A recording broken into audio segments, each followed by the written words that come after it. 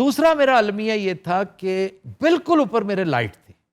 Light में तो सवाल ही पैदा नहीं होता मैं सो सकूं। मैंने देखा मेरे पास है क्या कि मैं इस्तेमाल करूं। मेरे पास एक शॉपर बैग था बड़ा सारा वाइट, उसके अंदर 2 एक्वाफिना की बोतलें थी। मैंने उनके स्टिकर उतारे, चलो जी, अपने यहाँ पे चस्पा किए और उसको बांधा अपने उस खुले शॉपर बैग को बड़ा लूज करके ना ऊपर बांधा। यानी अंदर ਤੁਸੀਂ ਐਟਮਾ ਕਰ ਦੇ। अच्छा ये भाई अगली बार फड़िया गया इन्हें साइंसदान जिहा बन के निकला।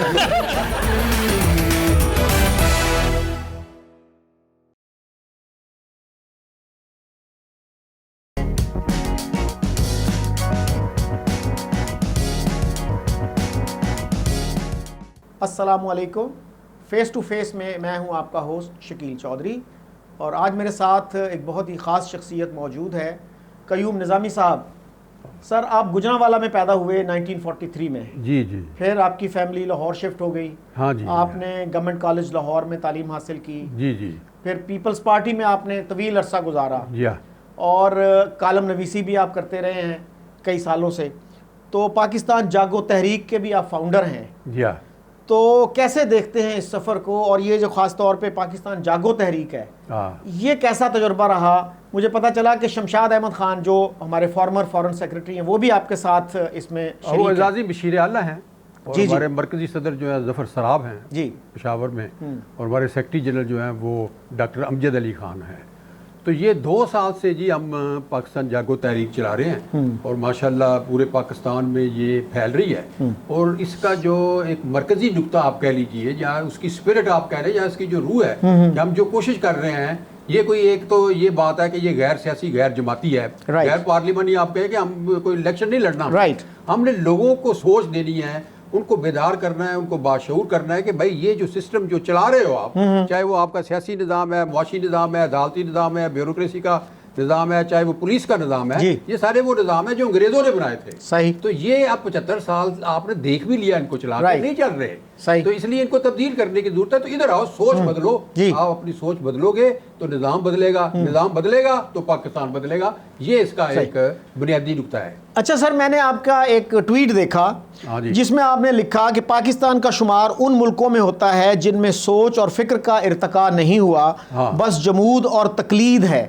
तो इसकी क्या वजह है, हम क्यों फंसे हुए हैं इस तकलीद में? जी, इसको तो मैं नहीं कह रहा, ये तो एक फिक्री और नजरियाती फतवा अल्लामा इकबाल का है जी। वो भी यही कहते थे कि ये जो मुसलमान हैं ये तकलीद में फंसे हुए हैं। 1400 साल पहले वो देखते हैं, फिर वो जमूद का शिकार हैं, यानी आगे नहीं, जो नए ज़माने की नई हकीकतें हैं उनका इदराक नहीं करते, इज्तिहाद नहीं करते। तो हम भी ये देख रहे हैं जागो तहरीक वाले कि भाई 75 साल आपको हो गया है, आप 1 इलेक्शन 2 इलेक्शन कितने इलेक्शन 3 प्राइम मिनिस्टर शहीद करा लिए, ठीक है ना? आपका आज अदालती निज़ाम चल रहा है, ना ब्यूरोक्रेसी चल रही है, ना पुलिस चल रही है। तो इसका मतलब ये हुआ कि हम तो 1947 में बैठे हुए हैं, हम तो आगे गया ही नहीं। तो हमें आगे जाने की जरूरत है। जिस तरह मलेशिया गया है, सोच और फिक्र के एतबार से आगे गया है, उन्होंने अपने निज़ाम खुद बनाए हैं। सिंगापुर गया है, उसने अपने निज़ाम खुद बनाए हैं। जी। हमारी चीन की मिसाल हमारे सामने है कि उसके लीडरों ने माओ तुंग से अब तक कितनी तब्दीलियां की हैं। तो जब आप तब्दील नहीं होते, अपने आप को नहीं करते, अपने आप को भी करें, अपने करैक्टर को भी करें और अपना निज़ाम भी बदलें आज की जो हकीकतें हैं उसके मुताबिक,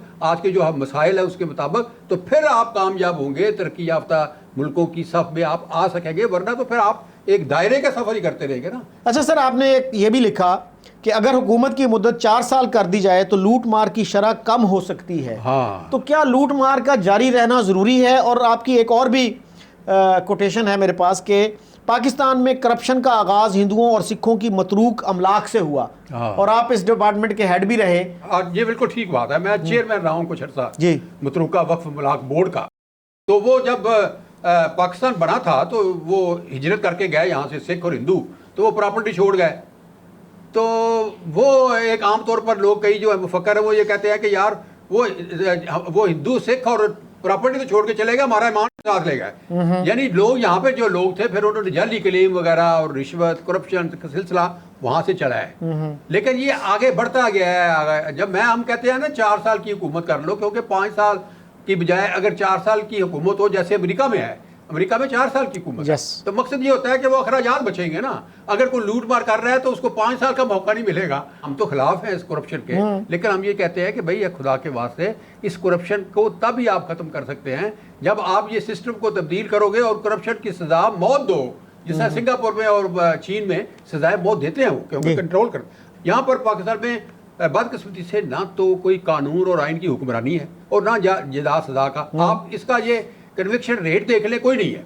मुकदमे आप जारी रोज सुनेंगे, उसके खिलाफ मुकदमा कर दिया, उसके खिलाफ मुकदमा कर दिया, मुकदमे होते रहते हैं, लेकिन वो कंक्लूड नहीं होते इस निज़ाम में, उसका रिजल्ट नहीं निकलता। डाकू हैं, चोर हैं, जो बददियानत है, जो राशि हैं, उनको सजाएं नहीं होते। आप पाकिस्तान की तारीख देख लें कि उनको सजाएं नहीं होते। वो आमतौर पर मशहूर है कि यार रिश्वत अपना लेते पकड़े जाओ तो रिश्वत दे के छूट जाओ। तो इस तरह के तो ये चल रहा है। अच्छा सर, आज भी आप भुट्टो साहब के और बेनज़ीर भुट्टो के मद्दाह हैं। जी, तो बेनज़ीर भुट्टो पे भी तो इसी तरह के इल्ज़ामात थे कि उनके दौर में भी बहुत करप्शन थी। आसिफ जरदारी साहब जो थे, बिल्कुल वो खैर वो शुरू हो गए थे, लेकिन बेनज़ीर भुट्टो तो मैं ज़ाती तौर पे जानता हूँ और डे 1 से मैं उनके साथ हूँ। जुल्फ़िकार अली भुट्टो के खिलाफ कोई करप्शन का चार्ज नहीं था।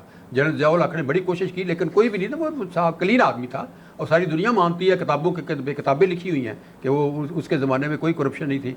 बेनज़ीर के ज़माने में भी बहुत कंट्रोल थी, लेकिन उसमें अनफॉर्चुनेटली ये कोई आसिफ अली जरदारी साहब जो है ना, उनके बाद ज़हन में ये बात आई कि अगर मियां नवाज शरीफ और शरीफ फैमिली जो है वो अगर पैसे के ज़ोर पे वो सियासत पे गलबा हासिल कर सकती है, पंजाब को फतह कर सकती है, तो हम क्यों नहीं कर सकते। तो इससे फिर वो एक अनफॉर्चुनेट एक रवायत जो है ना वो ज़्यादा मजबूत हो गई कि किक बैक्स की और इस तरह की वो मतलब करप्शंस की। जहाँ तक बेनज़ीर का तल्लक है, बेनज़ीर ने कोई चीज़ ऐसी नहीं की, बल्कि डिफेंड करती रही है हमेशा अपने आप को। जरदारी साहब का तो मौक़िफ़ ये है कि 12 मुकदमे मेरे खिलाफ चले 12 साल, तो 12 साल के बाद साबित कुछ नहीं हुआ। बात यह है कि हमारा अदालती निज़ाम ही इस काबिल नहीं है कि वो साबित कर सके। तो इसलिए इस निज़ाम को बदलने की ज़रूरत है कि आप ये जो कवानीन हैं, ये जो करप्ट लोग हैं उनको ये सपोर्ट करते हैं। हमारे कवानीन इस तरीके से बनाए गए हैं, चोर दरवाजे हैं उनके अंदर। अगर आप माइन्यूटली स्टडी करें, मैंने तो किताबें भी पढ़ी हैं। एक चीफ जस्टिस लाहौर होते थे अल्लाह नवाज सियाल, तो उन्होंने भी किताब एक लिखी है। वो कहते हैं ये इन्होंने सोच समझ के ब्यूरोक्रेसी ने ऐसे कवानीन बनाए हुए हैं कि जैसे अब नैब के कवानीन में तब्दीली हुई है ताकि अगर पकड़े जाए तो बच भी जाएँ, उसके अंदर ही वो कवानीन रखे हुए उन्होंने। तो ये मसला है, ये जो कवानीन है इनको रिव्यू करने की ज़रूरत है। अच्छा सर, हमारे यहाँ करप्शन का इतना सीवियर प्रॉब्लम है। हाँ। जितने केसेस पाकिस्तान में करप्शन के बनते हैं शायद ही किसी मुल्क में बनते हो। Yeah. और दूसरी तरफ हमारा ये भी एक नारा है, हमारा एक दावा है कि जी पाकिस्तान दुनिया की वाहिद इस्लामी रियासत है जो इस्लाम के नाम पे बनी, इस्लाम का किला है। तो कितना बड़ा तजाद है इस चीज़ में कि करप्शन भी इतनी ज़्यादा है, इंसाफ भी नहीं है और लोगों की जो प्रॉब्लम्स है वो भी हल नहीं होते। मैं कहता हूँ देखो जी, इसका नाम जो है ना, अब देखो ना, हम नाम पे बड़ा लड़े। जब मैं ऐनी शायद भी हूँ आइन साजी का भी, जब आइन 1973 का बन रहा था तो मैं करीब था ना बनाने वालों के, बहुत मैं करीब था। मैं उस वक्त सेक्रेटरी इतलात पंजाब था, उस लिहाज से मेरे सारे सामने वो डिबेट वगैरह हुई तो वो नाम पे उन्होंने शोर डाल दिया जी इसका नाम रखें इस्लामी जमहूरिया पाकिस्तान। पीपल्स पार्टी कहती थी कि भाई आप पीपल्स डेमोक्रेटिक पाकिस्तान करें, अच्छा, इस्लामी जमहूरिया पाकिस्तान करें। लेकिन वो मजहबी जमातें थी, वो कहते कि नहीं जी इस्लामी जमहूरिया पाकिस्तान करें। मैं कहना कि ये चाहता हूँ कि नाम तो आप रख लेते हैं, जैसे बजा फरमाया आपने कि आप नाम रखते हैं इस्लामी जमहूरिया पाकिस्तान, ना इसमें इस्लाम है ना इसमें जमहूरियत है हकीकी अवामी। तो ये पाकिस्तान में ये जो कंट्राडिक्शंस हैं कि भाई हम कहते कुछ हैं करते कुछ हैं, और ये तजाद बयानियाँ जो हैं, ये मुनाफकत जो है, ये इस्लाम इजाज़त नहीं देता। जब आप रियासत मदीना कहते हैं तो रियासत मदीना के असूल जो बुनियादी असूल है वो अमानत है, दयानत है, सदाकत है, सखावत है, मसावत है, अदल इंसाफ है, एहतसाब है। इसके ऊपर वो रियासत मदीना जो है उसकी बुनियाद रखी गई थी। तो अगर वो पाकिस्तान में नहीं है तो आप इसको रियासत मदीना कैसे कह सकते हैं? अच्छा सर, आपने कहा कि पीपल्स पार्टी इस हक में थी कि मुल्क का नाम पीपल्स रिपब्लिक ऑफ पाकिस्तान रखा जाए। हाँ। लेकिन मजहबी पार्टियों ने ये इसरार किया, उन्होंने बहुत ज़्यादा प्रेशर एक इस बात पे डाला, दूसरी बात पे डाला कि जी आपने इस आइन में सोशलिज्म का लफ्ज़ इस्तेमाल नहीं करना, क्योंकि सोशलिज्म जो है वो पाकिस्तान पीपल्स पार्टी का एक नारा था कि सोशलिज्म हमारी मैशत है, जमहूरियत हमारी सियासत है, इस्लाम हमारा दीन है, ताकत का सर चश्मा अवाम है। तो जाहिर है कि इलेक्शन जीता था पाकिस्तान पीपल्स पार्टी, उसका राइट था कि वो एक सोशलिस्ट आइन देती। लेकिन ये जो मजहबी जमातें थी उन्होंने कहा कि हम सवाल ही पैदा नहीं होता, सोशलिज्म का इसमें नाम भी नहीं हमने बर्दाश्त करना, ये इस्लामी जमहूरिया पाकिस्तान होगा, सोशलिज्म का लफ्ज़ नहीं आएगा। चुनाचे वो बाबा सोशलिज्म में एक शेख मोहम्मद रशीद थे, वो बड़े मतलब कट्टर सोशलिस्ट थे। उन्होंने जमात इस्लामी के जो थे मियाँ तुफैल मोहम्मद, उनके खिलाफ इलेक्शन लाहौर में लड़ा और 1.5 लाख वोट उनसे ज़्यादा लेके उनको हरा दिया था। और उनको लोगों ने कहा कि आप सोशलिज्म के नाम ना लें, चलो एक सियासी वजह से, कि नहीं मैं मुनाफकत नहीं करूँगा, मैं लोगों को कहूँगा कि मैं सोशलिस्ट हूँ, क्योंकि सोशलिस्ट होना कोई गैर मुस्लिम नहीं है, कोई कुफर नहीं है। इस्लाम में सोशलिज्म मौजूद है, कुरान में सोशलिज्म मौजूद है, लेकिन वो नहीं, उन्होंने आर्टिकल नंबर 3 डाल दिया जो मैनिफेस्टो जो है ना, कम्युनिस्ट मैनिफेस्टो, उसका एक जुमला था, from each according to his ability to each according to his work. Yes, कि जितना आप एक बंदे से उसकी अहलियत के मुताबिक काम लेंगे और उसके काम के मुताबिक उसको मुआवजा देंगे, ये नहीं कि बिना मजदूर करे और सरमायादार उसका खा जाए सारा कुछ। जी, असल में बात यही है ना कि हमारे लोगों को ये चीज़ें नहीं पता कि सोशलिज्म की बेशुमार इंटरप्रिटेशंस हैं। मियाँ तुफैल मोहम्मद साहब तो बड़ी रिजिड पोजीशन रखते थे इस पे। उन्होंने तो एक दफ़ा यहाँ तक कह दिया था कि 6 अरब मुल्क सोशलिज्म को एम्ब्रेस करके, उसको इख्तियार करके कुफर की आगोश में चले गए हैं। वो कुफर के फतवे लगा दिए थे उन्होंने हम पर, पीपल पार्टी पर। और हालांकि कायदे आज़म मोहम्मद अली जिन्ना ने चटागांग में जो तकरीर की मार्च 48 में इस्लामिक सोशलिज्म की तारीफ की, बिल्कुल तारीफ की। दूसरा जो है भुट्टो साहब ने जो आइन में इस्लाम को स्टेट रिलीजन करार दिया, क्या ये भुट्टो साहब का आइडिया था या दूसरे जो हैं मजहबी उलमा उनका आइडिया था? क्योंकि आइन एक तरफ बात करता है कि सब लोग बराबर हैं, इक्वालिटी ऑफ सिटीजनशिप, लेकिन उसके साथ ही वो कहता है कि सदर और वज़ीर आज़म के लिए मुसलमान होना ज़रूरी है। जबकि हमारे उलमा जो हैं वो ये कहते हैं, हमारे कराची के बनौरी टाउन का एक फतवा है कि इस्लामिक स्टेट में एक मुंशी की जॉब भी नहीं दी जा सकती किसी नॉन मुस्लिम को। पीपल पार्टी का ये बिल्कुल बिलीफ था, कायदे आज़म के मुताबिक जो उनके फरमूदात हैं आज भी मौजूद हैं। 11 अगस्त की तकरीर पढ़ लें या दूसरी पढ़ लें कि वो कहते थे कि यहाँ पर जो भी लोग होंगे, चाहे वो हिंदू हों मुसलमान हों, इक्वल सिटीजन ऑफ पाकिस्तान, वो उनको मसावी हुकूक होंगे। हमने ऐसी मजहबी मुलायत की रियासत नहीं बनानी, हमने थियोक्रेसी जिसको कहते हैं, वो थियोक्रेसी के खिलाफ थे। तो ये जो आइन में जो डाला गया, जाहिर है कि फिर उसमें इत्फाक राय तो पीपल्स पार्टी ने किया, क्योंकि हमारे तो नारे में शामिल था ना कि इस्लाम हमारा दीन है। तो वो यही कहते थे मजहबी जमातें कि भाई आप क्यों इस बात में लर्जे के, जब आप कहते हैं कि इस्लाम हमारा दीन है, तो हम ये कहते हैं कि भाई इसमें इस मुल्क में कुरान और सुन्नत के खिलाफ कोई कानून नहीं बन सकेगा। तो अगर आप रियासत मदीना भी देखें, जिस तरीके से टॉलरेंस का मुजाहरा हजूर अकरम सल्लल्लाहु अलैहि वसल्लम ने किया फतह मक्का के बाद, तो आप उनकी तालीम के ऊपर जाएं ना, उनकी जो अमली तालीमात हैं उसके ऊपर जाएं ना, कि उन्होंने गैर मुसलमानों से मिसाक मदीना भी किया। मिसाक मदीना दुनिया का पहला दस्तूर है ना, सारी इंसानी तारीख का पहला दस्तूर है मिसाक मदीना, वो यहूदियों के साथ किया। तो इसलिए ये बहरहाल बहसों पे बहसें करते हैं। वो जो असल मैं तो जो समझता हूँ, क्योंकि मैंने मामलात रसूल सल्लल्लाहु अलैहि वसल्लम भी लिखी है और मैंने एक किताब लिखी है मामलात इंसान और कुरान, तो मैं तो तर्जुमा पढ़ा हुआ है और उसमें कोई कुरान को समझने के लिए कोई आलम दीन होने की जरूरत नहीं है। और अल्लाह भी कहता है कि भाई आप इसको पढ़ो और समझो, ये समझने वाली किताब है, आसान किताब है, इसमें कोई मुश्किल नहीं है। इसमें 2 तरह की आयात हैं, एक मुतशाबिहात हैं जिसमें कोई शुबह है उनको छोड़ दो, एक मोहकमात हैं, वाज़ेह हैं। तुम वाज़ेह की तरफ जाओ ना, तुम्हारा दिमाग उधर ही चलता है ज़्यादा, ये अल्लाह कह रहा है कुरान पाक में। तो हम मोहकमात जो हैं वाज़ेह का है उसको पढ़ के उस पर अमल करें, तो ये सारी चीज़ें ख़त्म हो जाएंगी, ये फ़िरका वारियत वगैरह। अच्छा सर, आपने 11 अगस्त की जो तकरीर है कायदे आज़म की उसकी बात की, तो सर उससे बहुत सारे लोग ये कहते हैं कि वो एक सेकुलर स्टेट का विजन था, मसलन जिसमें उन्होंने ये कहा कि religion has nothing to do with the business of the state, यानी रियासत के उमूर से मज़हब का कोई ताल्लुक नहीं, और तुम सब लोग, तुम्हारे राइट्स इक्वल हैं, ऑब्लिगेशंस इक्वल हैं। तो ये तो फिर एक सेकुलरिज्म का विजन नहीं है, और सेकुलरिज्म को भी हमारे यहाँ लादीनियत कह दिया गया। हालांकि इसका मतलब यह है कि स्टेट जो है वो न्यूट्रल होगी मजहबी मामलात में। अब इंडिया में आप देखिए कि वहाँ पे जमीयत उलमाए हिंद है, जमात इस्लामी हिंद है, वो मजहबी जमातें हैं, लेकिन वो सेकुलरिज्म की हिमायत करती हैं, बड़े बढ़ चढ़ के कहते हैं जी सेकुलर स्टेट होनी चाहिए और सेकुलरिज्म के बगैर जो है हम सर्वाइव नहीं कर सकते। तो जब वो वागा से इधर आते हैं या उन्हीं के साथी जो हैं यहाँ पे हैं, वो सेकुलरिज्म को कुफ्र करार देते हैं। देखिए 11 अगस्त की जो स्पीच थी ना, ये लोगों को पता नहीं है, ये दस्तूर साज असम्बली को एड्रेस था। यस, ये पाकिस्तान का रोड मैप था, ये पाकिस्तान का मैनिफेस्टो था जिसके ऊपर आइन बनना था। आइन जो है ना पाकिस्तान का, वो इस जो तकरीर थी 11 अगस्त की, इसके ऊपर बनना था। इसीलिए उन्होंने वो खिताब किया था दस्तूर साज असम्बली में कि आपने बनाना है, चूंकि जाहिर है कि किसी ने कहा कि भाई आप बनाएं, आप तो कॉन्स्टिट्यूशनलिस्ट है, आइन कानून के माहिर हैं और दुनिया आपको मानती है, तो आप एक आइन बना दें। नो नो नो, ये डेमोक्रेसी नहीं है, ये डेमोक्रेसी के खिलाफ है, ये मेरा काम नहीं है, ये दस्तूर साज असम्बली ने बनाना है। ये कलेक्टिव विजडम से बढ़ेगा। तो उसमें उन्होंने, मैं आपको ये तो इसके ऊपर चूंकि मैंने कायदे-ए-आज़म वसीयत गवर्नर जनरल लिखी है और मैंने कोई 40-50 किताबें पढ़ी हैं, उसके पढ़ने के बाद ये मैंने किताब लिखी है। उसमें ये नहीं है कि सिर्फ 11 अगस्त को उन्होंने कहा, उन्होंने शुरू से लेके जब वो स्टूडेंट थे वहाँ से लेके आखिरी सांस तक वो ये कहते थे कि आपने मजहब को सियासत से अलग रखना है। ये उनका स्टांस था, ये उनका उसमें नाकाबिल तस्खीर हतमी था, वो उसमें कभी नहीं तोड़ा उन्होंने। मैंने डॉक्टर सरार अहमद साहब से एक इंटरव्यू किया, उनसे सवाल किया जी क्या आप मुझे बताएं कि कोई जब गवर्नर जनरल बने, आखिर 1 साल हुकूमत की ना उन्होंने, चलाई ना, कोई मुझे एक फैसला तो बताएं कि उन्होंने मजहबी किया हो, क्योंकि उन्होंने 11 अगस्त की तकरीर पे अमल किया। उन्होंने कहा कि नहीं, हमारा ये हुकूमत का काम नहीं है और ना हम सियासत में मजहब को लाएंगे, हम मजहब को अलग रखेंगे, सियासत को अलग रखेंगे। लेकिन वो सेकुलरिज्म का लफ्ज उन्होंने इस्तेमाल नहीं किया। वो उसकी वजह ये थी क्योंकि वो कौम को यूनाइट कर रहे थे ना, एक कौम बना रहे थे, तो ऐसी टर्मिनोलॉजी, ऐसी इस्तेलाहात इस्तेमाल नहीं करते थे जिससे कौम डिवाइड हो या उसमें बहस मुबासा शुरू हो जाए। वो ये कहते थे कि भाई, हमेशा ये कहते थे कि देखो हमने इस्तेमाल किया तारीख में, जब आपने मिक्स किया है ना सियासत को मजहब के साथ मिक्स किया है तो हालात ख़राब हुए हैं। आज भी कायदे-ए-आज़म का विजन सही साबित हुआ।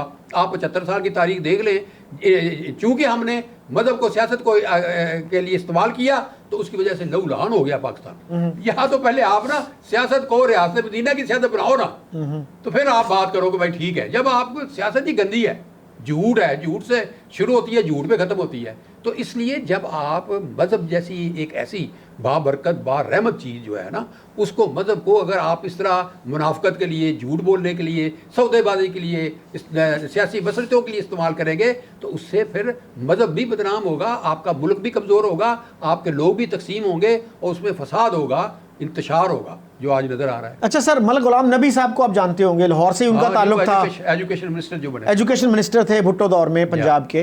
तो उन्होंने सर एक किताब लिखी है, बल्कि 2 किताबें हैं उनकी, दागों की बहार और एक किस्सा एक सदी का। तो दागों की बहार नवाए वक्त ने 80s में सीरियलाइज की थी, वो किस्तवार नवाए वक्त में छपी। तो उसकी एक किस्त में उन्होंने ये लिखा, जो नवाए वक्त में ही मैंने पढ़ा, कि दिसंबर 47 में खालिद दीना हाल कराची में Muslim League, all India Muslim League का आखिरी इजलास हुआ, जिसमें मुस्लिम लीग को 2 हिस्सों में तकसीम करने का फैसला हुआ, इंडिया की पाकिस्तान जी। उसमें एक साहब खड़े हो गए और उन्होंने कहा कि जी देखें, पाकिस्तान कायम हो गया लेकिन इस्लाम नाफिज नहीं हो रहा, और हमने नारा लगाया था कि पाकिस्तान का मतलब क्या, ला इलाहा इल्लल्लाह। तो उस पर मलिक साहब ये लिखते हैं कि कायदे-ए-आज़म ने कहा, मौलाना मैंने कभी ये नारा नहीं लगाया, मेरी वर्किंग कमेटी ने कभी ये नारा नहीं लगाया, हो सकता है आपने चंद वोट लेने के लिए यह नारा लगाया हो, लेकिन मैं और मेरी पार्टी इसके ज़िम्मेदार नहीं हैं।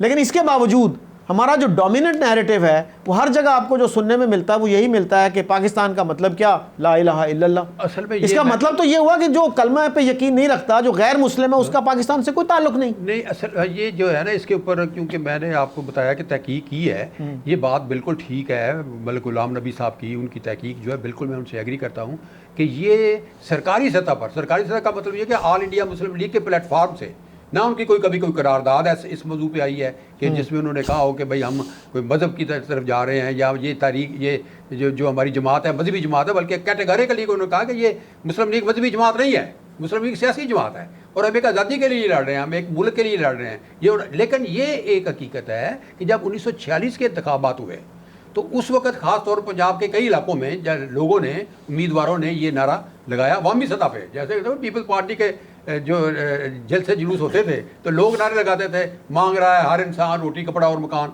हम खुद उसमें थे, लगाते थे। ये खैर बहरहाल ये तो हमारा पार्टी का भी एक मंशूर था, तो इसलिए ये अवामी सतह पर ये है ना। लेकिन वो सरकारी सतह पे कभी ये नहीं कहा कि पाकिस्तान का मतलब क्या, ला इलाहा इल्लल्लाह।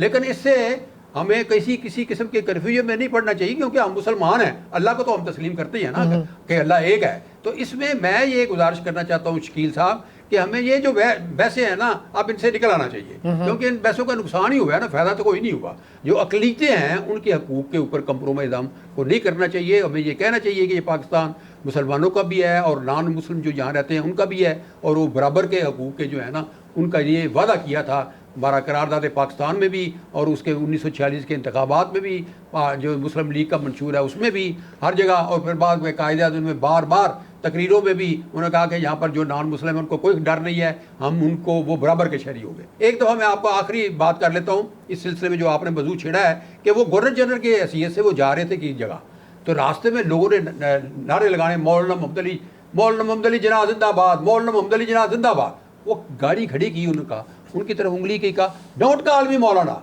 I am not Maulana, I am your political leader. आखिर दम तक वो इस बात में कमिटमेंट रूप से कही थी कि भाई मजहब जो है ना उसको पॉलिटिक्स से अलग रखो। ये बात करेंगे तो लोगों को ज़्यादा समझ आएगी, आपकी जो मुश्किल भी आसान होगी। सेकुलर लोग जो हैं खाम खा लोग उसकी, भाई हमें क्या जरूरत है, जब कायदे ने नाम ही नहीं लिया सेकुलर, मुझे क्या जरूरत है। क्या हमारे नॉन मुस्लिम जो हैं वो इक्वल सिटीजन हैं कि नहीं हैं? तो हमारा आइन जो है 73 में बना, वो कहता है आज तक उसमें ये है कि जी प्रेसिडेंट और प्राइम मिनिस्टर जो है क्लियरली आप डिस्क्रिमिनेट कर रहे हैं कि देखिए ना, एक तरफ आप इक्वालिटी की बात करते हैं, दूसरी तरफ साथ ही ये कह दें कि भाई प्रेसिडेंट और प्राइम मिनिस्टर नहीं बन सकते। प्रैक्टिकली वो नहीं बन सकते, नहीं बन सकते, ना बने, लेकिन आपको लिखने की जरूरत क्या है? लिखने की जरूरत क्या है? बिल्कुल ठीक है आपका बात, क्या है कि ऐसी बातें क्यों लिखते हो जो फायदे कोई नहीं। Why do you have this insecurity? ये बात ठीक है, ये मैं आपसे एग्री करता हूँ कि उसमें कोई जरूरत ही नहीं थी, क्योंकि वो तो इलेक्ट ही नहीं हो सकते कभी भी, आज से 200 साल भी बाद भी नहीं होंगे। वो तो चीफ मिनिस्टर कोई नॉन मुस्लिम नहीं बन सका, प्राइम मिनिस्टर तो दूर की बात है। तो वो बहरहाल वो जज भी बनते रहे हैं यहाँ पर, जो क्लियर थे। आपको पता है चीफ जस्टिस कार्नेलियस है, चीफ जस्टिस थे ना, नॉन मुस्लिम थे, नॉन मुस्लिम यहाँ पर बनते रहे हैं, मतलब है कि वजीर भी बनते रहे हैं, अपना MP MNA तो बनते ही हैं मुस्लिम जगह पे कर, वो उनको नुमाइंदगी तो मिल रही है। ये नहीं है कि यहाँ पर अकलीतों को खुदा खास्ता हिंदुस्तान की तरफ कोई ज़रा जबर, मैंने तो नहीं देखा यहाँ पर। ये हमारा जो है ना मुआशरा इस वक्त वो उनको अडॉप्ट करता है। मोदी जो है वो तो बेड़ागर कर रहा है, वो तो मारने पर यकीन रखता है। हमारे जो मोदी है वो तो मुस्लिम को मार रहा है, वो कहता है इनको ख़त्म कर दो और हिंदू स्टेट बना दो पूरी एक। लेकिन सर जो इस्लामिक स्टेट के हामी हैं, जो मुस्लिम नेशनलिज्म के हामी, वो कैसे एतराज कर सकते हैं बीजेपी के इन इक़दामात पे? नहीं, वो तो फिर एक आपकी बात एक लॉजिकल है कि जब आप यहाँ पर बात करते हो तो उसको क्यों मैं तो ये गुजारिश कर रहा हूँ कि एक जैसे एक थिंकर होता है, उस लिहाज से एक मैंने किताबें भी लिखी हैं, तहकीक भी की है, कुछ लिखने पढ़ने का शौक़ भी, मैं तो उस हवाले से ये बात कह रहा हूँ कि अगर आप कंपैरिजन करें इस वक्त अगर इंडिया का और पाकिस्तान का, तो पाकिस्तान बहुत बेहतर है अकलीतों के लिहाज से, मैं ये कह रहा हूँ। तो सर गुजारिश ये है ना, किसी इंडियन से आप बात करें, वो कहता है जी आपकी जो लिस्ट है ना वो जस्टिस कार्नेलियस और जस्टिस भगवान दास पे जाके रुक जाती है। हमारे यहाँ तो सदर भी हुए हैं नॉन हिंदूज, हमारे यहाँ एयर चीफ जहाँ एक मुसलमान हुआ है, इंटेलिजेंस ब्यूरो का एक हेड जो था वो मुसलमान हुआ है, बेशुमार वजीर, इवन वजीर आला भी, चीफ मिनिस्टर भी, अब किसी भी स्टेट में मुसलमान अक्सरियत में नहीं है सिवाय कश्मीर के इंडिया में, फिर भी वो वहाँ पे चीफ मिनिस्टर तक पहुंचे हैं। नहीं ठीक है, इसलिए कि वहाँ पर कॉन्स्टिट्यूशन लॉ करता है ना। लेकिन हमारे यहाँ सर यही प्रोपेगेंडा है 75 साल से कि इंडिया में मुसलमानों का कत्लेआम हो रहा है। भुट्टो साहब ने 1968 में कह दिया था कि campaign of extermination is going on against the Muslims of India. तो मुसलमान सर जो 9% थे या 9.5% थे 47 में, आज वो 15-16% हैं। अगर उनका कत्लेआम हो रहा है 3.5 करोड़ से 25.5 करोड़ तक कैसे पहुंच गए? गुजारिश यह है कि गुजरात में जो मैसेकर हुआ वो तो एक तारीख का रिकॉर्ड है, उसको तो इंडियन जो है वो भी कई दफ़ा कंडेम कर चुके हैं, और उनकी जो इन्वेस्टिगेशन एजेंसीज हैं वो मुर्दे इल्ज़ाम ठहरा चुके हैं मोदी को। और उस वक्त आपको याद होना चाहिए कि अमेरिका, बरतानिया और दूसरे मुल्कों ने उसकी वीज़े पे पाबंदी लगा दी थी। ये तो हकीकत है ना, अमेरिका ने भी लगाई, बरतानिया भी लगाई कि भाई तुम हमारे मुल्क में एंटर नहीं हो सकते, तुमने मुसलमानों को मार दिया, 2,000-2,500 मुसलमानों को मार दिया। तो इसलिए ये मैं थोड़ा सा आपसे मैं इख्तलाफ करूँगा कि मैं ये कहता हूँ कि जो जितना शिद्दत पसंदी, इंतहा पसंदी यहाँ भी है, अनफॉर्चुनेट बड़ी बदकिस्मती है, और ये इस्लाम इजाज़त नहीं देता, यहाँ पर इंतहा पसंदी है, ये नहीं मैं कहता, लेकिन इंडिया के मुकाबले में ये यहाँ पर कम है, वहाँ पर ज़्यादा है। अच्छा सर, गुजरात राइट्स की जो बात होती है उसमें बहुत सारे इंडियन आपको ये बताएंगे कि उनका जो स्टार्ट था वो मुसलमानों ने एक अटैक किया, एक ट्रेन जो जा रही थी अहमदाबाद की तरफ, जिसमें कोई 59 के करीब हिंदू मारे गए थे, उससे इश्ताल फैला। और एक मुसलमान जर्नलिस्ट हैं, पॉलिटिशियन भी हैं, शाहिद सिद्दीकी, उनका मैंने एक इंटरव्यू किया, वो कहते हैं जी अनफॉर्चुनेटली अक्सर जो फसादात हैं ना उनका आगाज़ मुसलमानों की तरफ से होता है, ये अलग बात के सफ़र भी वही ज़्यादा करते हैं। अब गुजरात राइट्स में भी हिंदू भी मरे और कुछ लोगों को सज़ाएँ भी हुई। तो लेकिन सर हमारे यहाँ जो है हिस्ट्री जिस तरह से पढ़ाई जाती है, आपने तो इस पर काम भी किया है कि 1950 में जोगिंदर नाथ मंडल पाकिस्तान छोड़ के चले गए थे, और उन्होंने अपने जो लेटर ऑफ रेजिग्नेशन है उसमें ये लिखा कि 10,000 हिंदू ईस्ट पाकिस्तान में मारे गए थे। लेकिन हमारी किसी किताब में ये जिक्र नहीं मिलता। डॉक्टर सफदर महमूद ने किताब लिखी थी मुस्लिम लीग का दौरे हुकूमत, जो उनका PhD का थीसिस था, उसमें एक लफ्ज़ नहीं है इसके बारे में। फिर सर भाबड़ा में जो पश्तूनों का मैसेकर हुआ, जिसमें कहा जाता है कि 600 चारसद्दा के करीब एक जगह है भाबड़ा, जून 48 में गालबन, वहाँ पे 600 पठान जो थे वो मारे गए। कयूम खान ने कहा था कि वो तो एम्यूनेशन ख़त्म हो गया पुलिस के पास, नहीं तो और ज़्यादा मारे जाने थे। तो ये जो चीज़ें हैं ये हम क्यों नहीं बच्चों को पढ़ाते? ये बात आपकी, ये मेरा ख्याल है आपकी बजाय कि कई दोस्तों ने के अजीज़ एक है, के अजीज़, उन्होंने किताब भी लिखी थी कि भाई लोगों को सच नहीं पढ़ाया जाता, मर्डर ऑफ हिस्ट्री के नाम की किताब छापी थी उन्होंने, बहुत अच्छी किताब थी। तो ये बात आपकी ठीक है कि हमें जो स्टूडेंट हैं उनसे तारीख को छुपाना नहीं चाहिए। तारीख जो है, जो जिस तरह की है उसको बयान करें ताकि वो खुद ही उसे लर्न करें।